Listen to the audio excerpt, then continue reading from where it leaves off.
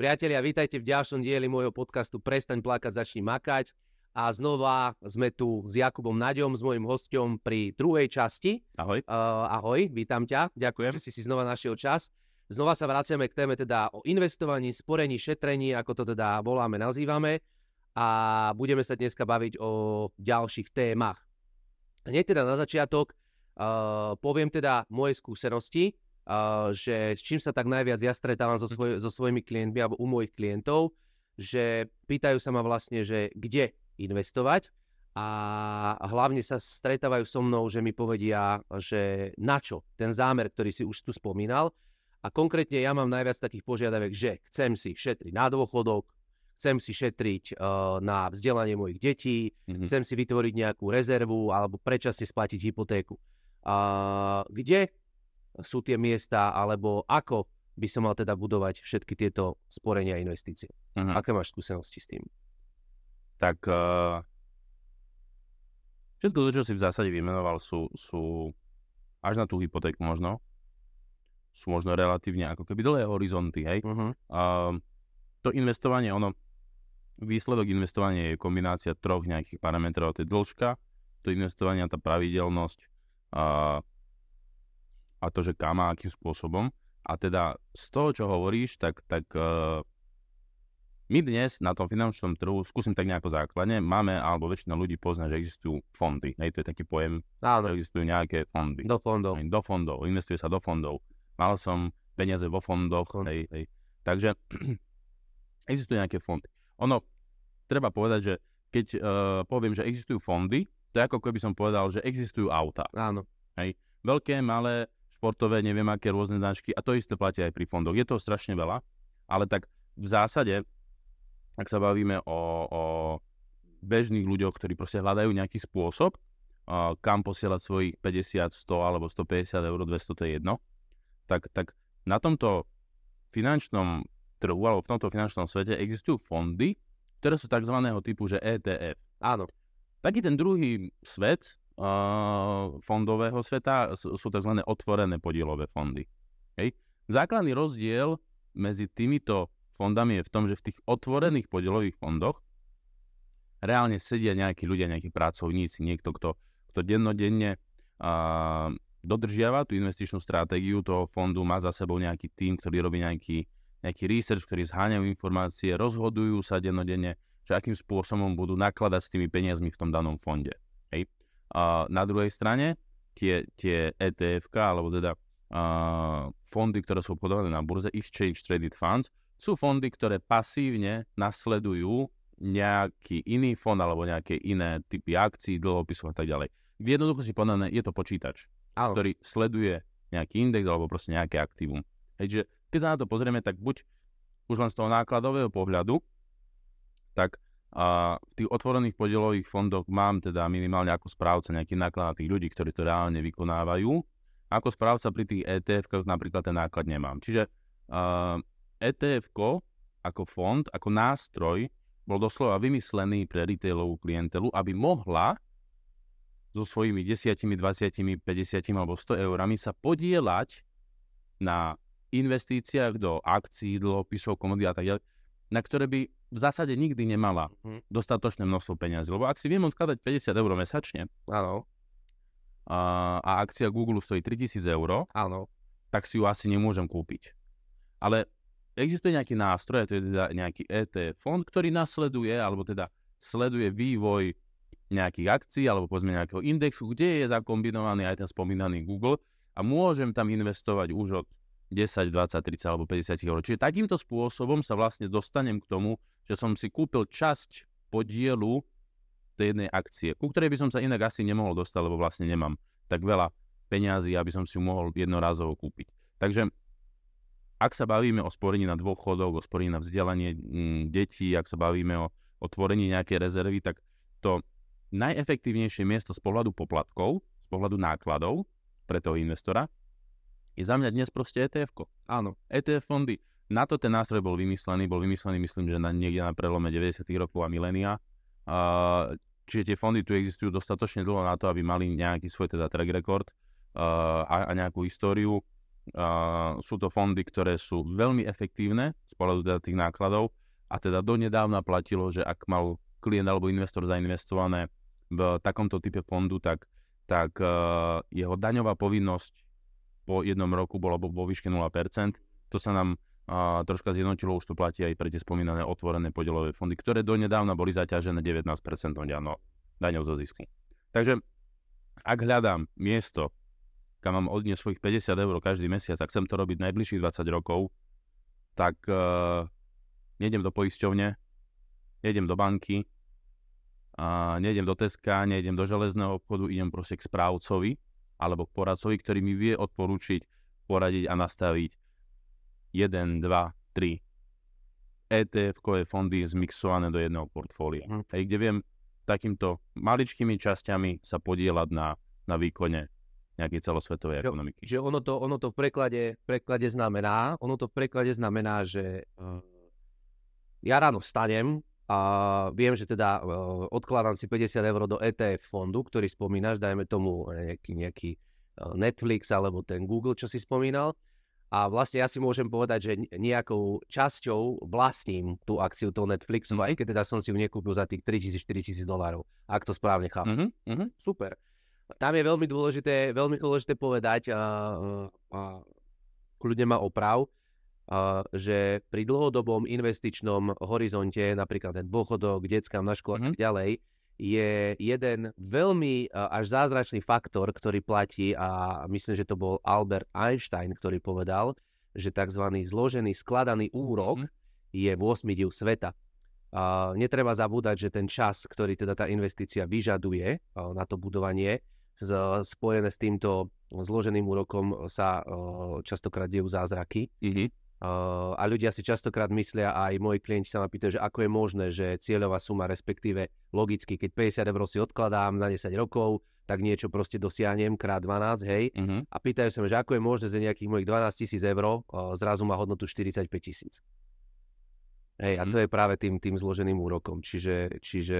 Tak. Zložený úrok je, ako ja to nechcem tak povedať, ale je to proste matematika základnej školy. A ak mám 10 000 eur, mám to na 10% úroku, tak koľko je môj výnos za ten jeden rok? Jo, toto mňa sa nepýta, ja som z matky štvorku. Ježišmaria, to je len kalkulačku. Koľko je 10% z 10 000? 1000, výborne. Takže ak som mal na začiatku 10 a 1000 je môj úrok, tak koľko mám potom roku? No 10 000. Plus 1000, 11 000. Výborne. Výborne. A keď mám tam opäť 10% výnos? Okienko matematiky. No tak už mám 10% z 11 000. A to je koľko? Naozaj ma tu ideš... No to je koľko? Skús. To je posledné číslo. 1100 eur. Výborne. Škola matematiky z Jakub. Výborne. Takže máš tých istých 10 000 eur, ktoré ti v prvom roku priniesli 1000 eur a v druhom roku tých istých 10 000 eur na tom istom produkte alebo v tom istom investičnom riešení ti prinieslo už 1100 eur. A v ďalšom roku ti priniesú opäť viac. A viac. A potiahni to na 30-ročnej krivke. A to je zložený úrok. Hej? Je to relatívne jednoduchá vec, ak sa to pochopí.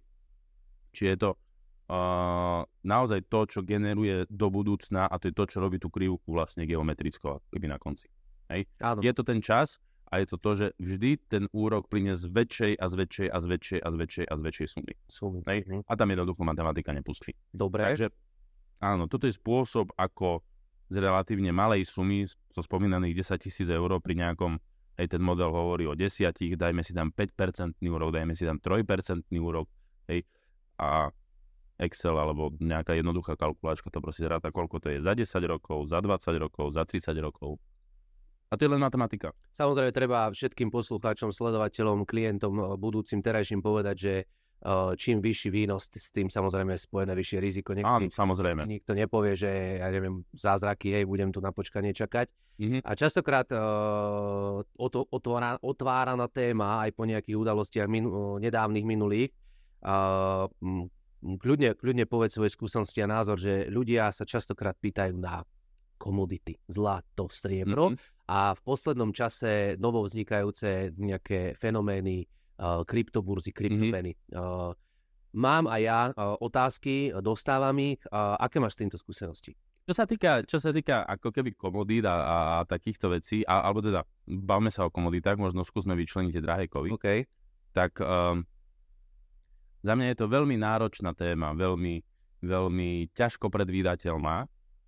A skúsim povedať taký príklad, môžete si to potom pozrieť, aj teda tí, čo nás počúvajú, že vieš, o koľko išiel hore cukor za posledný rok? Netuším. Tak si typnú. O 25%? O 38. OK. Dobrá investícia, keby si o tom vedel v januári, že? Áno, určite. A vieš, prečo išiel hore? Tiež netuším. Lebo v Indii je sucho. Mhm. Ja nemám doma takú virgulu, ktorá by mi toto povedala. Ani ja veru. A ten portfólio manažer, ktorý to akože nakúpil v dobrý čas, alebo investor, ktorý to nakúpil v dobrý čas a v správny čas bude predávať, tak super, skvelé, gratulujem, ja to neviem robiť. Hej. Nedokážem takto predikovať takýto trh komodít, kávy, kukurice, pšenice, cukru, ropy, plynu, hej, tie ceny, akože v zásade ide o nejaké cyklické veci, ktoré sa nejako vyvíjajú, ale tie parametre, ktoré do toho vstupujú, že ako sa tá cena bude vyvíjať, je proste za mňa neuchopiteľná. Hej, ja to neviem. Čiže investovať do komodít ako takých je podľa mňa veľmi, veľmi riskantné. Alebo naozaj ten človek proste nejakého dôvodu vie, že niečo sa stane. Hej. Takže to je taký nejaký môj názor na komodity, že ak investovať do komodít, tak dobre, OK, ale je to, akože všetko už mám. Mám niekde vybavené sporenie, niekde proste budujem dlhodobo majetok, mám niekde nejaké investície, ktoré niekde niečo robia, viem, čo robia, viem, prečo sú tam a tak ďalej. Mám ďalšie voľné nejaké investičné zdroje. Páčia sa mi tie komodity, chcem si to skúsiť, proste idem do toho. Vyskúšam. Hej. Ale asi by som to neodporúčal, alebo nepovažoval za nejakú takú prvú vec, ktorú si idem skúšať, lebo naozaj je to, ja to neviem žiadnym spôsobom nejako uchopiť, hej, že kto ti, ako si mohol vedieť, že v tohto roku máš zarobiť na cukre. Áno. A nie na káve. Jasné, hej. jasné. Za mňa veľmi náročné. Tie drahé kovy sú samostatná téma. Toto sa chcel spýtať, že hlavne drahé kovy sú taká samostatná téma. Komodita je pre veľa ľudí, bežných ľudí, zlato striebro, hej, že chcem niečo držať, niečo chcem mať doma, hej, niečo chcem proste jednoducho mať v trezore alebo v mešci, čo chápem, a minulé udalosti nám ukázali, že naozaj, že keď máš zainvestovaný majetok v tom elektronickom bankovníctve, v tých fondoch, ktoré si spomenul, ETF-kách, je to v nejakom priestore. Vieme veľmi dobre, že štát vie regulovať, hej, elektronické bankovníctvo vie regulovať výbery, videli sme to v Grécku, videli sme to na Ukrajine. Jednoducho môžeš mať milióny a proste vyťahneš si 100 z toho bankomatu. A strašne veľa som sa potom stretal ja s ľuďmi, ktorí sa ma presne na to pýtali, že mám zlaté mince, v mešci zoberiem, idem. Hej. Za mňa, potom kľudne môžeš povedať svoj názor, je, že tá komodita, respektíve drahý kov, aby som to uviedol na pravú mieru, zlato striebro je taká, že kto od toho čaká nejaké zázračné výnosy, asi nie, ale je to taká skorej, že investícia a také nejaké dvojité počiarknutie toho môjho portfólia. No. Taká istota. No, ja som, myslím, že naposledy, keď som tu bol, tak som spomínal, že za každou investíciou alebo nákupom nejakého aktíva by mala byť nejaká myšlienka. A to isté je jednoducho aj pri zlate. Ja si myslím, že existujú možno nejaké také 3 základné pohľady, prečo by som mal chcieť zlato, alebo teda nejaký drahý kov, alebo nejakú takúto komoditu. Skúsim tú prvú za seba a to je prestíž. Mám to doma, mám to v trezore, teším sa z toho, pozerám sa na to, hladkám to, je úplne jedno, proste som rád, že to mám doma, možno to niekomu ukážem, hej, a som spokojný, že mám doma 10 kg tehlu zlata, alebo 2, alebo 3, alebo 5, alebo 3, úplne jedno. Hej. To je prvá nejaká potreba tých klientov, ktorá samozrejme je, ak je, tak nech je uspokojená, ale z pohľadu tej nejakej investície ako takej, hej, ťažko sa zlikvidní a tak ďalej. Druhý pohľad je, že môžem chcieť zlato mať v nejakom svojom investičnom portfóliu, ale nepotrebujem ho mať doma, nepotrebujem ho mať niekde v trezore alebo v nejakom šuflíku a nakúpim si ho cez cenný papier. Že držím nejaký cenný papier, nejaký podielový list alebo nejaký podiel nejakého fondu, ktorý so zlatom obchoduje alebo proste nejakým spôsobom sa na to zlato zameriava, sleduje jeho cenu, sleduje nejaký index zlata a tak ďalej. Čiže vlastním to zlato, ale vlastním ho cez cenný papier, nevlastním ho fyzicky. Jasné. A posledná tretia varianta je, že vlastním to zlato fyzicky, ale nemám ho kvôli prestíži, aby som ho mal teda doma niekde uložené a ukázané, ale mám ho preto, lebo naozaj chcem mať takú tú bezpečnosť a taký ten pocit, že môžem s tým vlastne, ak zlyhá ten nejaký náš fiat systém peňazí, tak môžem proste s niečím ako keby fungovať. Je to moje 3 pohľady na zlato alebo na komodity. A teraz ten prvý. Ako si aj správne povedal, ja si nemyslím, že od toho môžem čakať nejaké zázračné výnosy. Ak si myslím, že uchovám hodnotu peňazí a v prípade krízy alebo potreby ich budem môcť použiť a kúpim si 10 kg tehlu zlata, lebo aj ju viem ukázať, aj sa cítim dobre a tak ďalej, tak si to predstavme, hej. Je zle. Z bankomatu nevieš nič vybrať, musíš ísť. Zoberieš ženu, decko za ruku, utekáš a do vrecka si dáš 10 kg zlata. Dobre sa ti bude utekať. Čo s tým urobíš? Čo si za to kúpiš? Ako ho podeliš? Čo s tým budeš robiť? Hej? Samozrejme, môžeme sa o tom baviť, že máš nejaké menšie. Áno. Hej? Máš nejaké menšie, 50, 5 centové, 5 uncové a tak ďalej. A dneska to každý predáva v tých tak zabalených, zaliatých, zliadkov, hej. To zabalené je to nejaký certifikát, hodnota 0.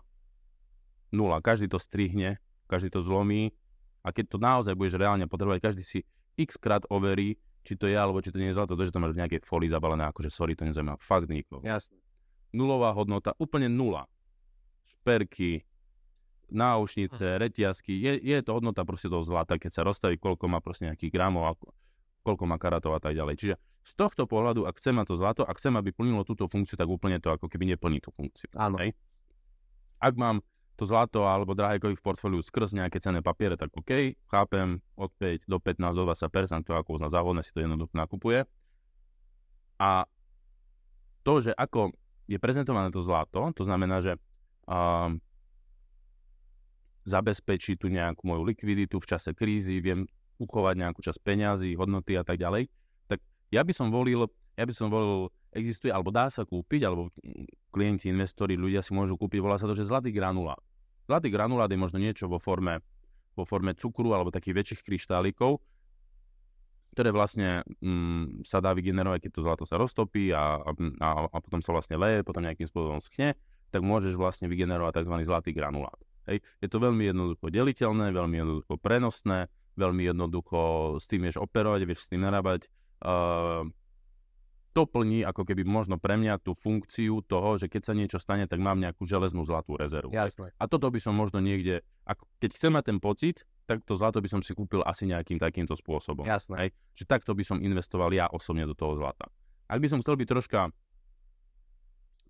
taký iný, že to nechcem mať v sáčku, ale že to chcem mať možno v nejakých minciach alebo v niečom takom, tak za mňa akože nebudem menovať, ale z mincovní, sa dajú kúpiť takéto zlaté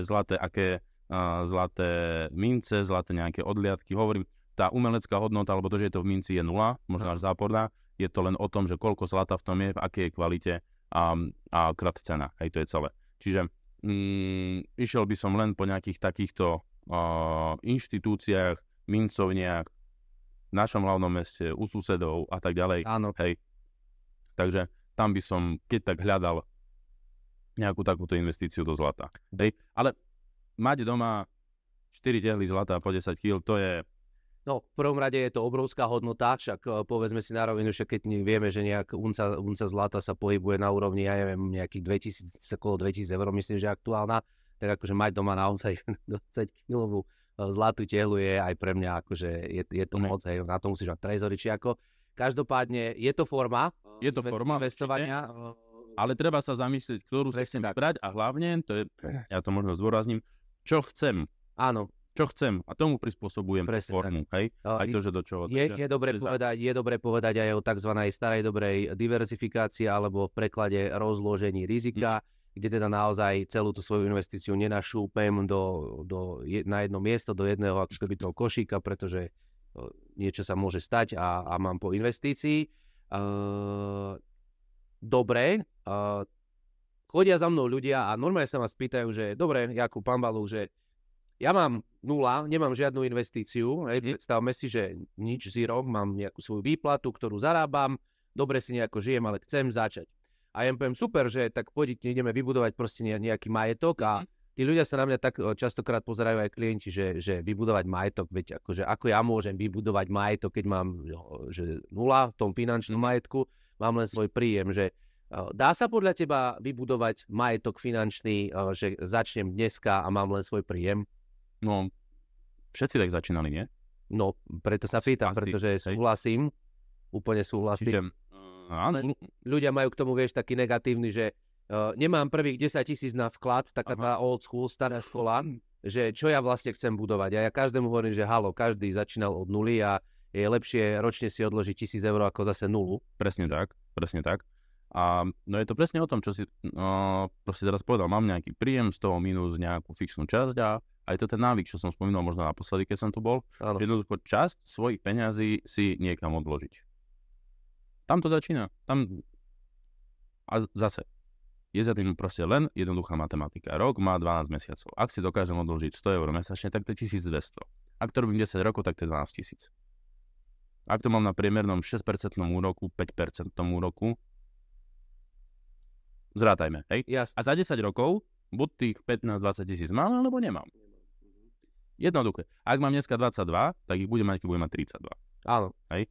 A teraz si predstavme, že to robím do 65-ky. Áno, matika nepustí. Matika proste začnem. Ja tiež častokrát hovorím, že mladý človek, ktorý skončí nejakú strednú vysokú školu, by mal mať možno nejaké 2 finančné produkty, a to v prvom rade mať nejaké sporenie, investovanie, aj keď o 30 eur. A samozrejme mať nejak zabezpečené svoje zdravie a život. A koľko je taká možno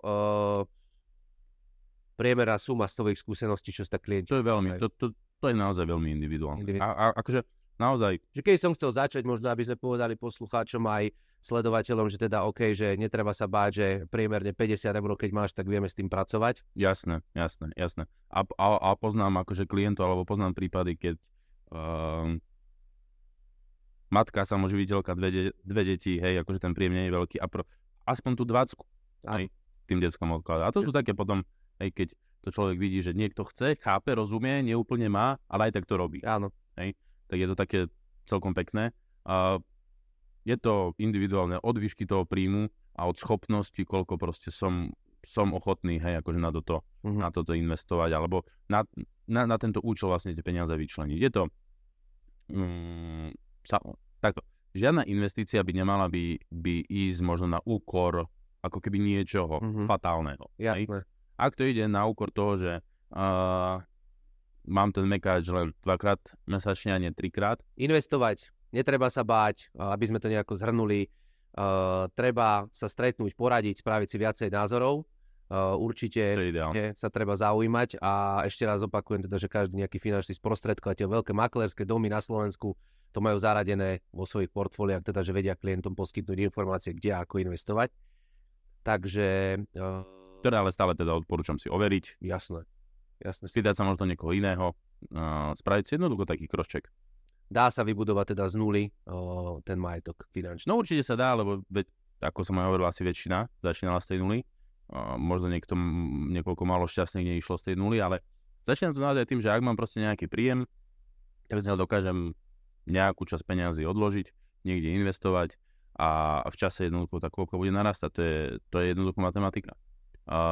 Bez takéhoto prístupu sa žije ťažšie a veľmi ťažko v prípade kritických situácií. Jasné, toto je asi najdôležitejšie. Takže naozaj mať vybudovanú nejakú rezervu, mať ju rozumne zainvestovanú, vedieť, čo s tou investíciou, čo s tými peniazmi cieľim, kam chcem, čo chcem, tak to je veľmi dôležité a vybudovať to naozaj z nuly. Ak mám dneska 0, tak môžem mať budúci mesiac 50. A ďalší mesiac môžem mať 100 a ďalší mesiac môžem mať 150 a tak ďalej. Hej? Takže takýmto spôsobom určite sa dá začať a samozrejme, ak niekto má ten príjem taký, že na hrane, povedzme, tak teraz neviem, či to môžem povedať, ale tak buď sa treba viacej učiť, aby lepší, proste zarábať viac, nájsť tú príležitosť, posunúť sa niekam, proste byť lepší. Ja som mal na jazyku, že treba si nejakú možno ešte brigádu alebo nejaký... Hoci čo, to je úplne jedno, proste maximalizovať som sa príjem. pohol z miesta, že nie som strom, hej. Tak, proste maximalizovať príjem. A to akým spôsobom, každý vie niečo iné, hej.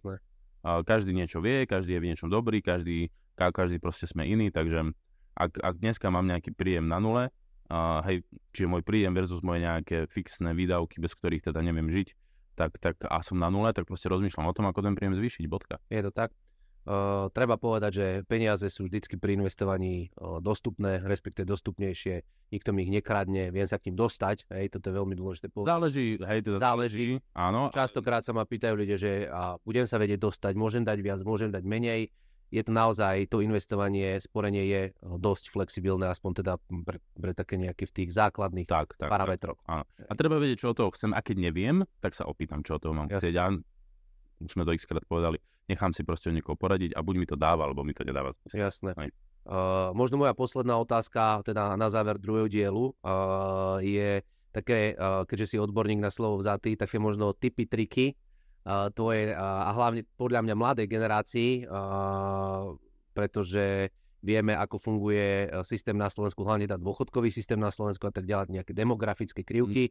A vieme teda, že mladí ľudia, hovorím to už preto, lebo ja už som nie v tej generácii, ale už v inej, si radšej kúpi ten spomínaný iPhone, ktorý teda obidvaja my máme, že my samozrejme nejak pracujeme, podnikáme, namiesto toho, aby teda myslel na budúcnosť, že žijú tu a teraz, že netreba sa toho investovania báť a dať nejaké tipy, triky, ako začať a kde začať a teda poďme do toho.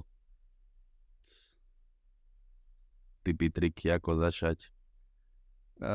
Ráno sa zobudiť a neísť na ten mekáč, ale 20 eur si odložiť do prasiatka. Tip, trik. Áno. Aj akože neviem úplne, čo by som na to mal povedať. Ja si myslím, že alebo teda možno neviem, či rozumiem, asi nerozumiem, samozrejme teda nejaký mladšej generácii, ale tak ja si myslím, že je v takom nejakom prirodzenom byti človeka, ako keby mať sa lepšie, mať lepšie, ja teraz nemyslím len statky a veci, jasné, hej, a väčší telefón, väčšie auto, hej, ale žiť kvalitnejší život. Hej, všeobecne. Pre každého to znamená niečo iné, či je to zdravie, zážitky, to je úplne jedno. Ale všetko stojí peniaze. Všetko dobré, kvalitné, čo si človek ako keby vie možno nejakým spôsobom učiť, čo chce. Všetky naše koníčky, všetky naše hobby.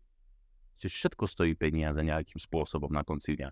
A bez toho, aby sme nejakým spôsobom budovali svoj majetok, budovali si nejakú rezervu, budovali si nejakú kvopku peňazí, ktorú chcem používať, viem, na čo idem používať a tak ďalej, tak sa asi ťažšie žije, si myslím. A ako som spomínal, fakt najťažšie v tých krízových situáciách, čiže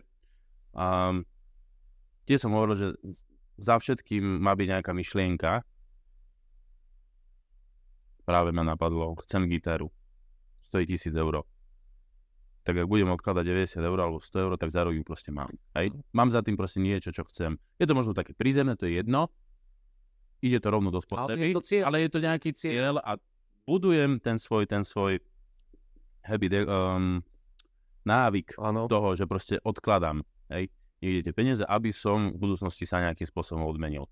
A ak mám dneska, ja neviem, som relatívne mladý, tak možno skúsme použiť a rozvinúť tú myšlienku týmto smerom. A to isté, ja verím, že v tých ľuďoch sa potom zmení a pochopia, alebo keď troška uvidia, že ako to funguje vo svete, ako to funguje na dôchodku, ako to funguje v zahraničí na dôchodku, hej. Ja nechcem teraz akože zabrdať do tejto témy, ale štatistika, matematika, akože to sú exaktné vedy, bodka. Tretinu života žijeme na dôchodku. Bodka. Áno. Hej, ako tam chcem žiť? Presne tak. Dobre, alebo chcem žiť zle. Keď mi to je jedno, tak mi to je jedno. OK, ja verím, že niekedy v budúcnosti možno u tých ľudí to pochopenie príde, ale jednoducho nejakým spôsobom sa na všetko treba pripraviť a teda tipy, triky, ako začať. Jednoducho, čo chcem. Môže asi cieľ. Hej, ja nechcem byť nejaký motivačný speaker. To chcem byť ja. Hej, to chceš byť ty. Takže keď niečo chcem, tak celý vesmír sa spojí, aby som to dosiahol. Pablo Coelho, hej. Je to tak. Čiže, je to tak. Ale keď proste niečo chcem, tak poväčšine to stojí nejaký peniaz. A keď ten peniaz nemám, tak buď ho dokážem zarobiť, alebo si na to dokážem proste odložiť. Je to tak, ďalší múdry pán, keď si Pavla Kojola spomínal, práve povedal, že sme otrokmi svojich návykov a ja hovorím, tak buďme otrokmi dobrých návykov. A dobrý návyk je napríklad každý mesiac si odložiť 10% svojho príjmu. To som napríklad si možno aj ustrelil, ale toto vedeli starí Babyloniania, čo teda boli dosť múdri ľudia podľa mňa, keď vybudovali ríšu, ako vybudovali, že máš tam nejaký cieľ a potom nebudeš šomrať, že teda rakúsky dôchodca chodí na kabriolete značky Mercedes a ty chodíš ako keby na nejakej... Na MHDčke. Hej. A tak to je. Žiješ so svojimi energiami, proste je to tak, je to fakt. Čiže investovať treba sa, je to, nezabúdajme povedať hlavne teda, že sú to bezplatné rady, hej, tie finančné maklerské domy, tí poradcovia, tú radu vám dajú bezplatnú, hej, že nefunguje to tak, že príde za tebou za mnou a ty povieš 200 € za radu, hej, a teda tá legislatíva tak nefunguje. Čiže viete dostať dobré rady? Áno. Ja som ešte teda chcel k tomu teda ako keby povedať možno takú tú myšlienku, keď to možno niekoho zaujme. Ja som to nedávno videl, čítal, to je jedno. Taký prieskum, že existuje taká skupina ľudí, ktorá sa volá, že High World Net Individuals. To sú veľmi bohatí jedinci alebo individuálne osoby, ktoré zdedili, majú, to jedno zarobili. Hej? Jednotky, desiatky, stovky miliónov eur, dolárov, to je jedno. Ako sa správajú? Ako sa správa táto skupina ľudí? Hej? A je to taký návod možno aj pre úplne bežnú skupinu ľudí. Ide len o ten postoj a o ten princíp a o ten spôsob správania sa k peniazom. Je to klišé, je to otrepané, všetci to už všetko ako čo počuli, ale bohužiaľ je to tak, že jednoducho tí ľudia, ktorí majú peniaze, ten ich návyk, ten ich spôsob správania sa k peniazom je taký, že v prvom rade ako keby investujú, kupujú aktíva a odkladajú nejakú časť, drvivú väčšinu časť svojich príjmov. Presne tak. A z menšej časti žijú. Je to tak. Áno, ono sa aj hovorí prieš k väčšej časti peňazí. Ja to možno skúsim zopakovať. Kúp aktív. Z väčšej časti svojich peňazí, ktoré zarábam, kupujem aktíva a investujem a z menšej časti žijem. A tu by som to nechal troška tak akože vyhniť. Dobre. Hej. OK. Zamyslíme sa nad tým. Je to tak. Samozrejme, všetko má svoje pre a proti, sú nejaké fixné náklady na život na Slovensku, v Bratislave, v Bystrici, v Košiciach, v Prešove, v Stropkove, kade. Sú nejaké fixné náklady, potom sú nejaké možno variabilné, s ktorými viem pracovať, mám nejaký svoj príjem. Buď si viem spraviť jednoduchú tú matematiku, alebo opäť sa s niekým poradím a hľadám tie možnosti, ako v prvom rade zaplatiť seba a potom všetkým ostatným. Potom všetkým ostatným, lebo po väčšine to funguje tak, že hej, je nejaký cyklus toho mesiaca, príde mi výplata, zaplatím Orange, zaplatím OMV, zaplatím, ja neviem, zaplatím Marlboro, zaplatím kávu, zaplatím banku, zaplatím, hej, všetkým naokolo zaplatím a potom sa pozerám, že a koľko mi ostalo. Hej? A možno ten opačný prístup je, že koľko som dokázal vyrobiť za ten mesiac svojej energie, času, môjho know-how, čo mám, fixne si z toho proste niečo odložiť a z toho, čo mi ostane, potom budem platiť súhlasy. A keď na to nemám, tak rozmýšľam, kde viem ušetriť a tým pádom musím zvýšiť svoj príjem. A o tom sme sa už bavili. Áno, alebo keď chcem šetriť, hej, čo si ty povedal, tak nebudem šetriť z toho, čo si mám zaplatiť sebe, ale napríklad na tých Malborkách alebo na tom koníčku. Tak, čiže skúsme možno akože takto, nehovorím, že zmeniť pohľad, ale taký. Ja nejaký rád používam také myšlienkové pokusy, že len sa zamyslieť, že čo by sa stalo, ak by som sa správal takto. Áno. Kde by som bol o rok a kde budem o rok, ak svoje správanie finančné a svoj postoj k tým peniazom nezmením. Kam sa dostanem v tomto prípade, kam sa dostanem v tomto prípade. Zamyslieť sa nad tým a porovnať si potom ten výsledok. Aha, toto je pre mňa lepšie. No tak nejako rozumne o tom porozmýšľať. Takže tam možno tiež, ako začať, ako z nuly, takýmto spôsobom. Treba začať od seba, by som povedal, hej, že všetko sa zmení. Jež dobre klíše, mám ho rád. A všetko jedno mojich obľúbených. Áno. Takže ja si myslím, že takto. A naozaj nehambiť sa, inšpirovať sa hocikým. Presne tak. Hocikým. Už dávno sme vymysleli koleso, už dávno ľudia dosiahli určité ciele. Ak chcem aj ja to isté, tak prirodzene sa pýtam, ako si to robil ty. To, čo mi vyhovuje, to aplikujem a proste Ja som počul niečo teda z tých motivačných. Minule som videl také krásne video o Kevina Harta, to je ten malý černovský herec, ktorý teda s The Rockom hrá napríklad Jumanji, oni sú takí najlepší priatelia, proste podstatné. No, a on povedal jednu krásnu vec, že sedel na lavičke na tom videu v Central Parku a povedal, že na čo chcete vymýšľať niečo nové, keď sú za nami 10 000 rokov vymyslených vecí, ktoré sú spísané v knihách, sú verejne dostupné tie informácie. A veľmi podobná myšlienka, že si povedal, že však sa nechaj inšpirovať. Že na svete asi neexistuje problém, ktorý by sa nedal vyriešiť, alebo nejaké riešenie, stratégia, ktorú nemôžeš v dobrom okopírovať, lebo už je dávno napísané. A ja s tým úplne súhlasím. Takže nemusíš ďaleko chodiť, stačí napríklad podcast vypočuť náš a teda inšpirovať sa. Tak určite. Jakub, ja ti ďakujem veľmi pekne, že si teda aj druhýkrát prišiel medzi nás. Ja ďakujem za pozvanie. Našiel čas, bolo to veľmi, veľmi prínosné a teším sa na ďalšie stretnutia a spoluprácu. Prajte pekný deň a ďakujem ešte raz. Pekný deň aj tebe. Priatelia, ďakujeme veľmi pekne, že ste si našli čas aj na ďalšiu sériu nášho podcastu o investovaní s Jakubom.